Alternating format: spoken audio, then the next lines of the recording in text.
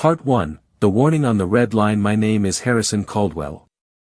I am 70 years old, and for most of my life, I believed the empire I built would become a fortress protecting my family long after I was gone. I was wrong. 3 months after handing control of Caldwell Logistics to my only son, I discovered that the expensive watch he gave me for Father's Day was not a symbol of love. It was a carefully engineered weapon, designed to weaken my body 1 hour at a time while making my death look completely natural. But the watch was only the beginning. Behind it lay $15 million in stolen corporate funds, forged legal documents, criminal lenders, and a $25 million insurance policy my son expected to collect when my heart finally stopped. Before I tell you how an elderly watchmaker saved my life and how I turned my son's perfect crime into a federal trap, tell me where you are watching from in the comments. If you believe age should never be mistaken for weakness, subscribe to the channel and stay with me until the end. What I learned may help someone recognize danger hiding behind the language of family concern. The first wave of nausea struck as the Chicago Red Line pulled away from Roosevelt Station. It felt as if a metal fist had closed around my chest. A burning sensation spread down my left arm, and the fluorescent lights above me fractured into pale streaks. I gripped the steel pole beside my seat until my fingers lost their color. For 3 months, nearly every morning had begun that way. I had visited 2 cardiologists, a neurologist, and a specialist in age-related disorders. They tested my blood, scanned my brain, monitored my heart, and charged me enough money to purchase a small building. They found nothing. One physician suggested anxiety. Another blamed retirement. A third spoke gently about how men my age sometimes struggle to accept physical decline. I wanted to believe them. After 40 years of managing warehouses, customs disputes, labor strikes, and global supply chains, perhaps my body had finally submitted the resignation my mind refused to accept. Then I noticed the man sitting across from me. He wore a faded wool coat and an old flat cap. Deep lines crossed his face, but his dark eyes were alert. He was not looking at my trembling hands or my pale skin. He was staring directly at the watch on my left wrist. It was a limited edition Swiss chronograph with a diamond bezel and a heavy platinum casing. Trent had given it to me at a private Father's Day dinner shortly after I promoted him to acting chief executive officer. "You built every second of our future," he had told me as he fastened it around my wrist. "Now I want you to wear something worthy of your time." The memory still warmed me when the stranger suddenly reached across the aisle and grabbed my arm. "Take it off," he ordered. His voice carried a thick Eastern European accent. I pulled away. "Excuse me. Take off the watch. Now." Several passengers looked up from their phones. I felt anger rise through the nausea. This was a gift from my son. The stranger ignored my protest. "I worked with mechanical watches for 50 years. That case is wrong. The weight is too low at the center and too heavy against your skin." He reached into his coat and removed a small watchmaker's tool. "My name is Victor Abramoff. Let me open it." "No, then go to a jeweler today. But do not keep that thing on your wrist." The train rattled through the tunnel. Victor looked into my eyes with such certainty that my anger slowly gave way to fear.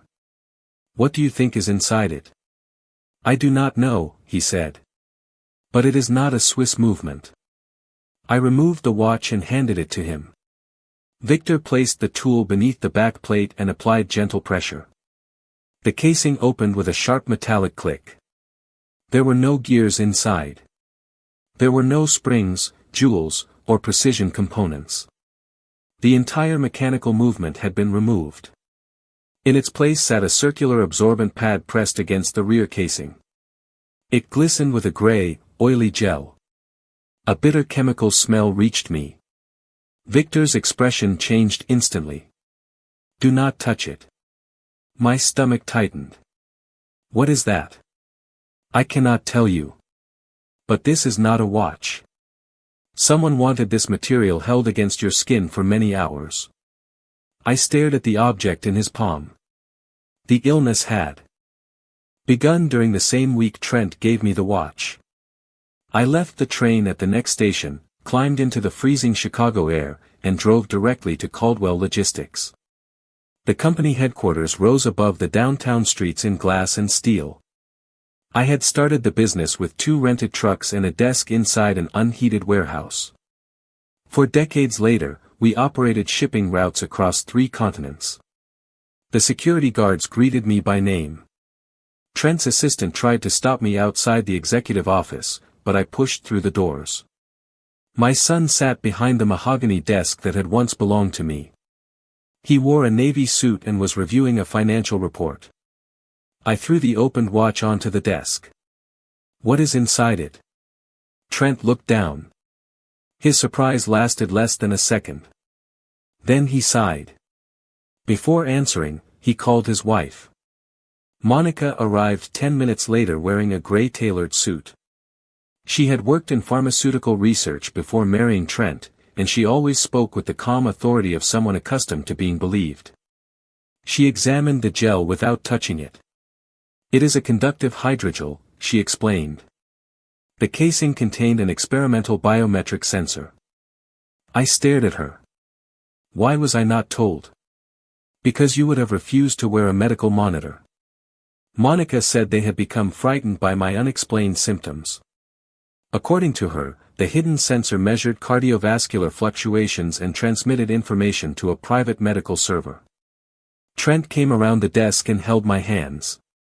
His eyes filled with tears. "I already lost Mom," he whispered. "I could not risk losing you too. My wife, Eleanor, had died 5 years earlier." Trent knew that invoking her name would reach the most vulnerable part of me. For one shameful moment, I believed him.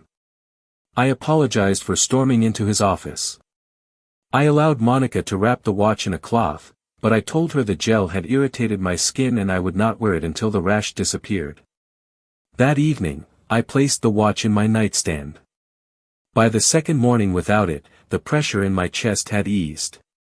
By the third, my hands had stopped shaking. On the 4th morning, I woke before sunrise with an appetite I had not felt in months.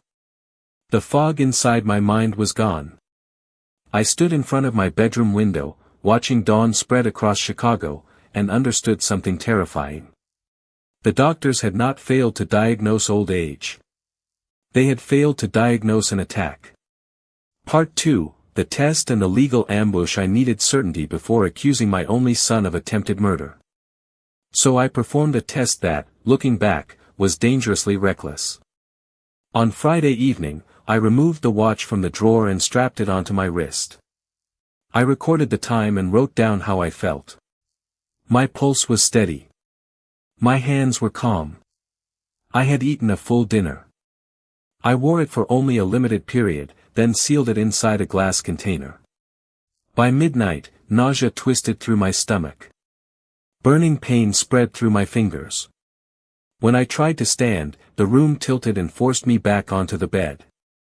The symptoms had returned. I no longer needed another emotional explanation from Trent. I needed evidence that could survive a courtroom. That distinction mattered. Suspicion can warn you, but evidence protects you. If someone believes a relative is manipulating medication, financial documents, or medical decisions, confrontation should not be the first move. Records, independent professional advice, and secure copies are often more valuable than an angry accusation. I decided to let Trent and Monica believe I had accepted their story. At our Sunday dinner, I wore a long-sleeved shirt so they could not see that the watch was gone. Monica poured wine while Trent complained about shipping delays. I deliberately let my speech slow. Halfway through dinner, I gripped my chest and knocked my glass onto the floor. Red wine spread across the rug.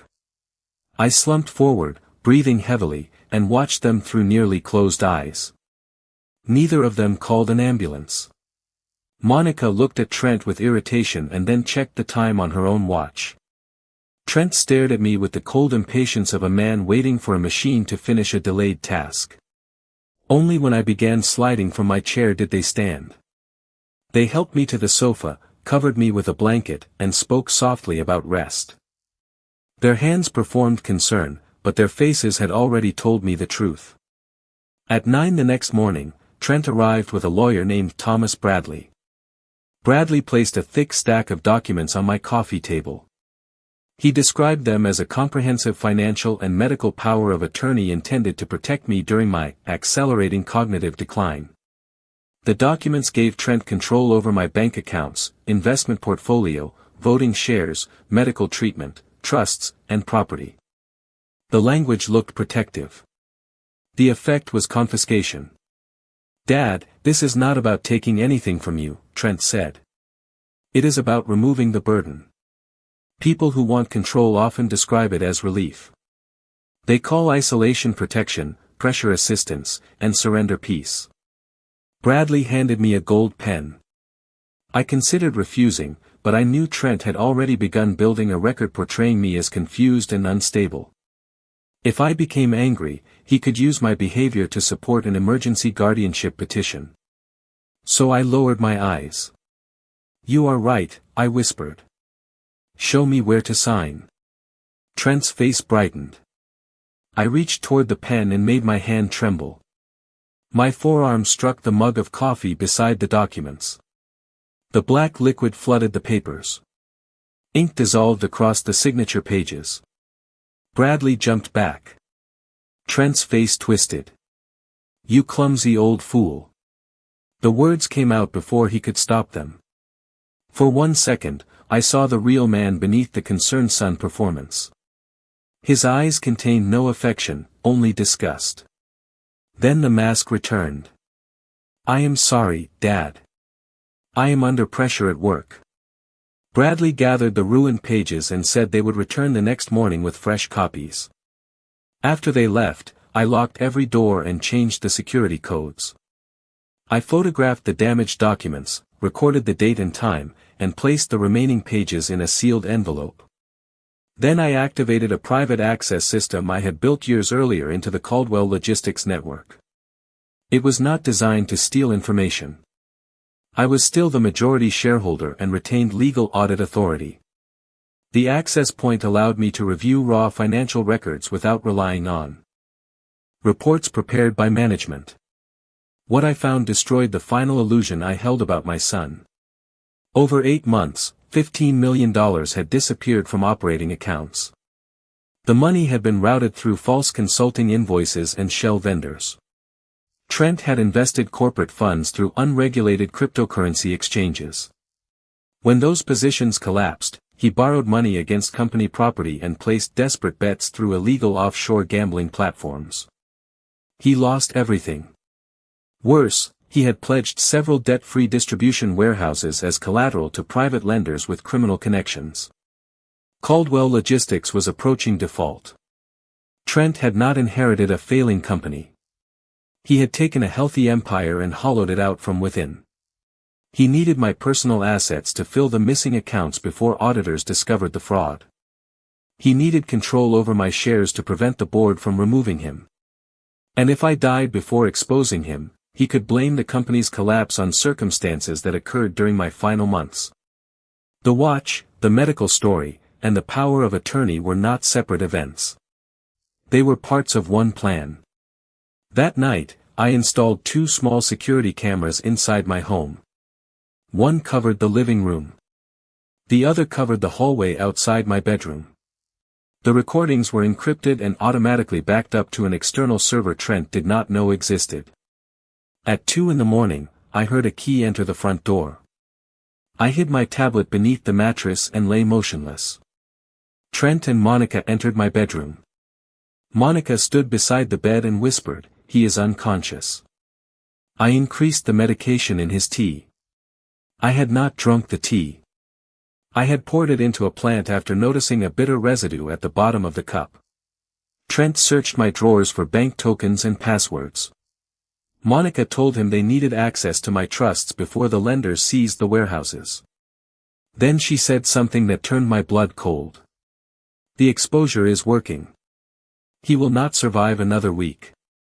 They walked downstairs believing I was helpless. But the cameras were recording. Part 3, The Poison and the $15 million Secret. The next morning, I took the watch to an independent forensic laboratory outside Chicago. I paid through my attorney's client account and requested complete chain of custody documentation. That detail was essential. A private test might satisfy my curiosity, but evidence intended for criminal proceedings had to be collected, sealed, logged, and preserved correctly. The laboratory retained the original sample and gave me a sealed receipt for the watch. 2 days later, the director called from a restricted number. "The gel contains thallium compounds," he said. I sat silently behind my study desk. He explained that thallium is a toxic heavy metal capable of damaging the nervous system and internal organs. The symptoms may be mistaken for unrelated medical problems, particularly when exposure occurs gradually. The laboratory could not determine who had prepared the gel, but its formulation suggested specialized scientific knowledge. Monica possessed that knowledge. The director urged me to seek immediate medical treatment and contact law enforcement. I agreed, but first I needed to understand the entire motive. I reviewed the camera recording from the night Trent and Monica entered my home. They were sitting on my leather sofa, drinking a bottle of scotch I had saved for nearly 20 years. Trent looked exhausted. "The accounts are empty," he said. "Every operational dollar is gone." Monica remained composed. "Once we control his estate, we replace the missing funds. It is $15 million. The number echoed through my study. Trent admitted everything. He had believed he could multiply the company's cash through leveraged cryptocurrency trades. When the market turned against him, the positions were liquidated. Instead of reporting the loss, he fabricated invoices and borrowed against company property. He then gambled the borrowed money, convinced that one large victory would erase the evidence. There was no victory. The lenders wanted their first major payment by Friday. According to Trent, they had threatened him physically and intended to seize the warehouses. Monica placed her glass on the table. "He will be dead by Wednesday," she said. "Thursday at the latest." Trent asked whether she was certain. "The accumulated toxicity has weakened his cardiovascular system. Once his estate transfers to you, we place him in the private care facility. No visitors. No independent doctors. We let the decline finish." She spoke about my death with the detachment of a scientist discussing the end of an experiment. Trent rubbed his face. "We still need the insurance." That was the first time I heard about the $25 million policy.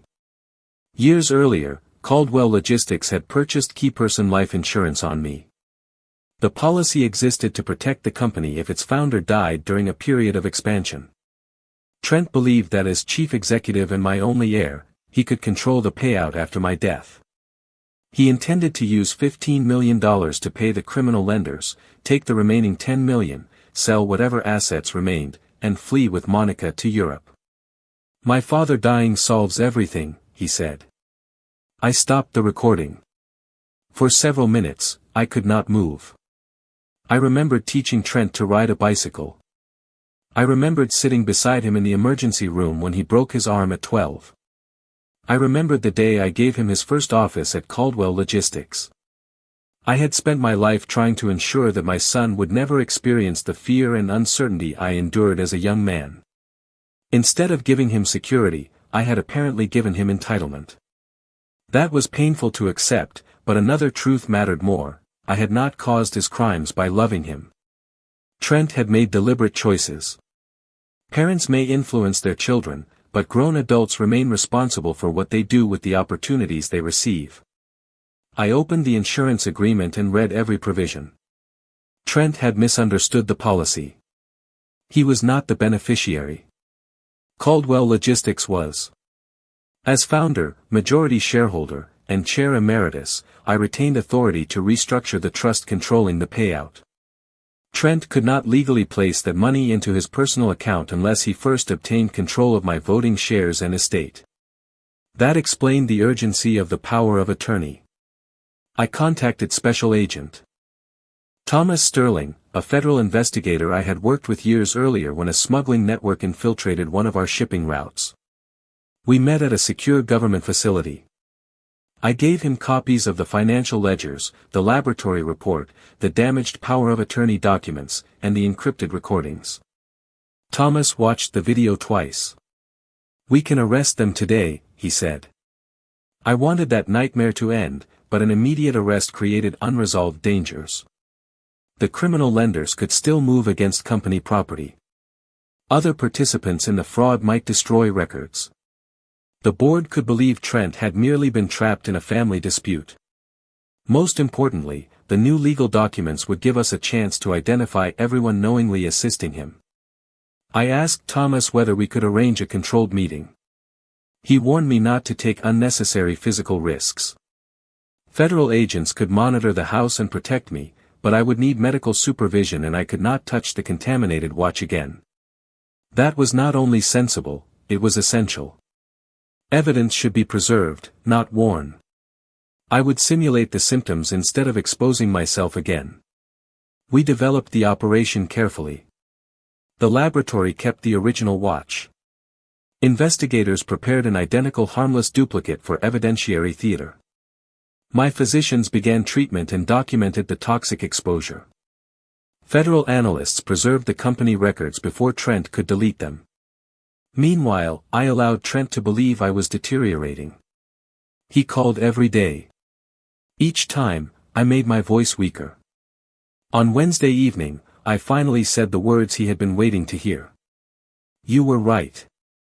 I cannot manage my affairs anymore. I will sign." He became silent. Then his voice softened with false compassion. "You are making the responsible decision, Dad." I told him I had one condition. The transfer would not happen privately in my bedroom. I had built Caldwell Logistics in public, and I would surrender it in front of the entire board. I demanded an emergency meeting on Friday morning. Trent hesitated because the lender's deadline fell that same day. But greed overcame caution. A public transfer would make his takeover appear legitimate. It would reassure the board, strengthen his control, and give him witnesses who could later claim I had acted voluntarily. He agreed. After ending the call, I sat alone in my study. The trap was ready. Part 4, Preparing the Fall. During the next 48 hours, two versions of Chicago existed around Trent.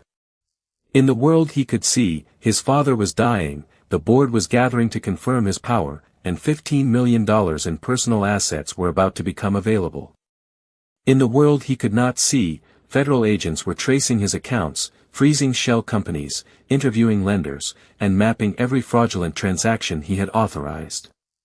Thomas Bradley, the lawyer, was placed under surveillance. Investigators discovered that he had prepared documents transferring far more than ordinary power of attorney. The package included irrevocable assignments of property, voting rights, and trust authority.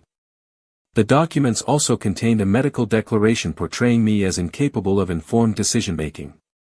The supposed physician's signature was false. That detail gave the federal team another piece of evidence, but it also carried a useful warning. A power of attorney does not automatically prove incapacity, and it should never be treated as a casual family form.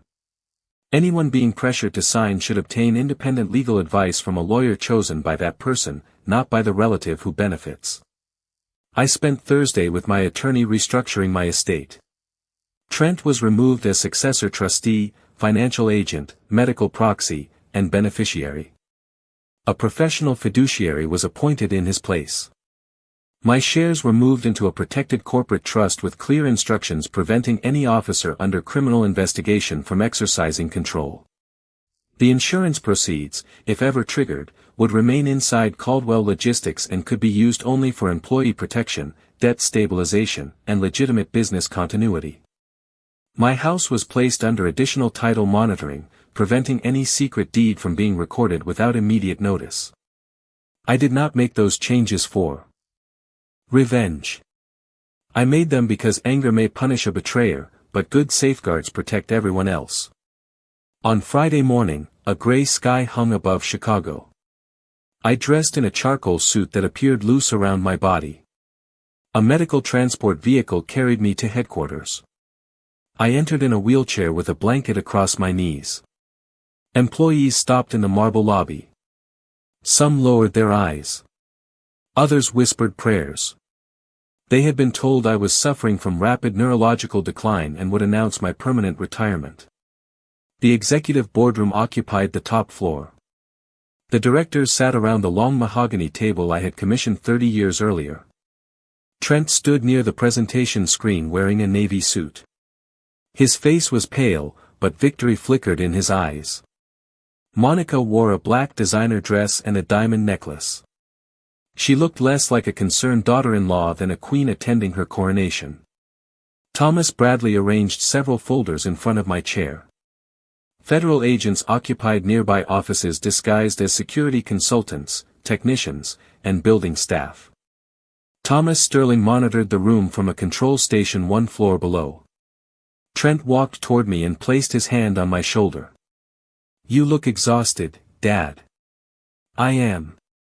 That was not an act. Treatment had begun, but my body was still recovering from months of exposure. Bradley opened the meeting. He told the board that my declining health required an immediate and comprehensive transition. He described Trent as a devoted son accepting a painful responsibility. Then he pushed the documents toward me. "These signatures transfer executive authority, voting rights, private trusts, personal accounts, and medical decision-making to Trent Caldwell." Several longtime directors looked uncomfortable. One of them, Margaret Sloan, raised her hand. "Has Harrison received independent legal advice?" Bradley's smile tightened. "This is a private family transition. It is also a transfer of controlling corporate shares," she replied. Trent intervened. "My father requested this meeting. We should respect his wishes." He removed the gold fountain pen I had given him after college and placed it in my hand. Then he leaned close enough that only I could hear him. "It is time to rest, Dad. I have everything under control." I looked at the pen. That object had once represented my hope that Trent would sign honest contracts and build something worthy of our name. Now he was using it to erase me. I opened my fingers. The pen struck the table with a sharp crack. Trent reached for it, assuming my hand had failed. Instead, I removed the blanket from my knees and stood. Pain ran through my legs, but I kept my back straight. The room fell silent. Trent stared at me. "Dad, sit down." My voice was no longer weak. No, the authority in that single word changed the atmosphere. Monica's face tightened. Bradley began closing the folders. I looked around the table. "For months, my son has told you that my mind is failing. He has told doctors that my symptoms are natural. He has told lawyers that I cannot protect myself. Today, he expected you to watch me surrender everything without asking why." I turned toward Trent. "You confused illness with ignorance. You confused a father's love with permission." I removed a small remote control from my pocket. The screen behind him illuminated. Part 5, The Boardroom Reckoning. The first image displayed a list of Caldwell Logistics accounts. Federal forensic accountants had organized the transactions into a clear timeline. $15 million moved from operational reserves through fictitious vendors and into unregulated exchanges. Trent stepped backward. "This information is being misrepresented." The screen changed to authenticated banking records, shell company registrations, loan agreements, and warehouse liens bearing his electronic approval. Board members began speaking over one another. Margaret Sloan struck the table. "You pledged company property without board authorization." Trent looked toward Bradley. The lawyer said nothing. I pressed the remote again. Infrared footage filled the screen. Trent and Monica appeared in my living room, sitting on my sofa and drinking my scotch. The recording carried their voices with perfect clarity. "The accounts are empty," Trent said in the video. "It is $15 million. Everyone In the room became still. The recording continued as Trent described the cryptocurrency losses, illegal gambling, criminal lenders, and Friday deadline. He tried to reach the control panel, but two building security officers stepped into his path. "They are federal agents," I said. "I suggest you remain where you are." Monica's confidence vanished. The video showed her discussing my physical decline. "The exposure is working," her recorded voice said. "He will not survive another week." A director covered her mouth. On screen, Monica described placing me in a private care facility after the legal transfer. Trent then explained how my death would trigger the $25 million key person insurance policy. "My father dying solves everything." Those words filled the room. Trent's knees appeared to weaken. "That recording is illegal," Bradley shouted. "It cannot be used." Thomas Sterling's voice came through the boardroom speakers. "The admissibility of evidence will be decided in court, Mr. Bradley. You should also know that federal agents recovered corroborating communications and financial records under authorized warrants." The presentation changed to the forensic laboratory report. A photograph of the opened watch appeared beside the chemical analysis confirming thallium contamination. I explained that the mechanical movement had been removed and replaced with a concealed gel pad. I did not describe unnecessary technical details. The scientific report spoke clearly enough. Then the final slide appeared. It showed the forged medical declaration and Bradley's proposed estate transfer. The lawyer turned toward the door. It opened before he reached it. Special Agent Thomas Sterling entered with a tactical team and officers from the Chicago Police Department. Federal agents. "Nobody move." The directors pushed their chairs away from Trent, Monica, and Bradley. Two agents placed Trent against the table and handcuffed him. He did not resist. His entire body seemed to collapse as if the bones had disappeared from inside him. Monica did resist. She tried to reach the presentation system, then screamed that the evidence had been fabricated. Officers restrained her and read her rights. Bradley raised both hands and immediately requested an attorney. As agents pulled Trent away from the table, he turned toward me. "Dad, please." I had heard him plead as a child. I had heard him apologize for broken windows, failed classes, and reckless decisions. For most of his life, I had responded by helping him repair the damage. This time, the damage was my body, my company, and the livelihoods of thousands of employees. "The lenders threatened me," he said. "I was trying to save the company. You were trying to save yourself. I am your son. That did not stop you from trying to kill me." Tears ran down his face.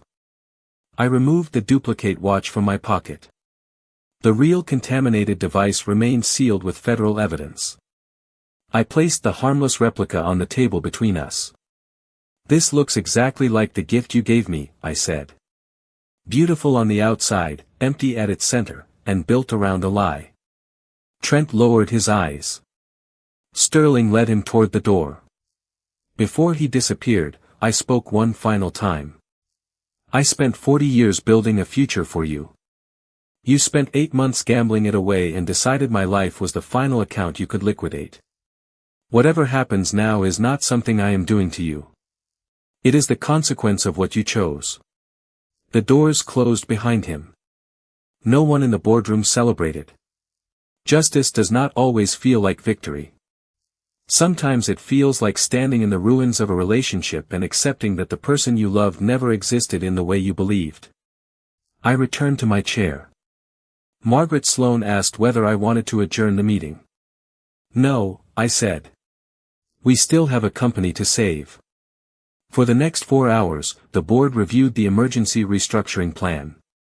We froze unauthorized accounts, contacted legitimate creditors, notified insurers, and secured the warehouses. Employees received a direct statement explaining that senior management had been removed because of suspected fraud, but payroll and operations would continue. We did not hide the crisis, and we did not create unnecessary panic. By evening, Caldwell Logistics was wounded but stable. Trent's criminal lenders had lost their ability to seize company property because several of the underlying documents were fraudulent and were now part of a federal investigation. The empire survived. The family I thought would inherit it did not. Part 6, The True Value of Time. 6 months later, I walked along a Chicago avenue without a cane. Medical treatment had removed much of the thallium from my system. Physical therapy restored my balance and strength. Some nerve pain remained, and my physicians warned that recovery would continue gradually. But my mind was clear. Trent and Monica were convicted after extensive financial and forensic evidence supported the recordings. They received long federal prison sentences for attempted murder, conspiracy, wire fraud, and related offenses. Thomas Bradley entered a plea agreement and lost his license to practice law. His cooperation helped investigators identify several shell companies and recover part of the stolen money. I legally disinherited Trent. That decision was not made in anger during the boardroom confrontation. I waited until my health stabilized, consulted independent attorneys, and signed the documents under medical confirmation of full capacity. Caldwell Logistics also changed. We appointed a new chief executive with no family connection to me. The board created stronger approval requirements for large transfers, independent verification of new vendors, regular audits of property liens, and mandatory disclosure of conflicts of interest. One person should never be able to move $15 million simply because his last name appears on the building. That was one of the hardest lessons I learned. Trust is not a financial control. Good people benefit from safeguards because clear systems protect them from false accusations. Dishonest people resist safeguards because secrecy is where exploitation grows. I also established the Eleanor Caldwell Employee Protection Fund in memory of my wife. It provides emergency assistance and independent financial counseling to workers caring for elderly relatives. The fund teaches families to recognize warning signs, unexplained pressure to sign documents. A relative insisting on attending every medical appointment. Sudden changes to passwords, mail delivery, titles, or account access. Claims that an older person is confused without an independent medical evaluation. Isolation disguised as protection. And expensive gifts that come with demands, monitoring, or control. No single sign proves abuse. But patterns deserve attention. One cold morning, I stopped outside a new storefront. Gold letters across the glass read, Abramoff Fine Horology. Victor stood behind a polished counter surrounded by clocks and mechanical watches. 6 months earlier, he had been working in a cramped repair booth near a train station. I had financed the new store, but he insisted on repaying every dollar under a formal agreement. I do not accept charity, he told me. It is not charity, I replied. It is an investment in a man whose attention saved my life. When I entered, a bell sounded above the door. Victor looked up and smiled. You are walking better. You are charging more. The rent is higher. He poured 2 cups of espresso, and we sat beside the front window. For a while, we watched people hurry along the sidewalk. I asked what had made him notice my watch that morning. The balance, he said. A real mechanical watch has movement inside. Yours looked expensive, but it sat on the wrist like an empty box. His answer stayed with me. Trent had been the same. He wore the right suit, spoke the right language, and carried the Caldwell name. From a distance, he looked like the natural heir to everything I had built. But character is the movement inside a person. Without honesty, discipline, empathy, and responsibility, appearances are only an expensive casing. Victor placed a modest steel watch on the table between us. No diamonds, he said.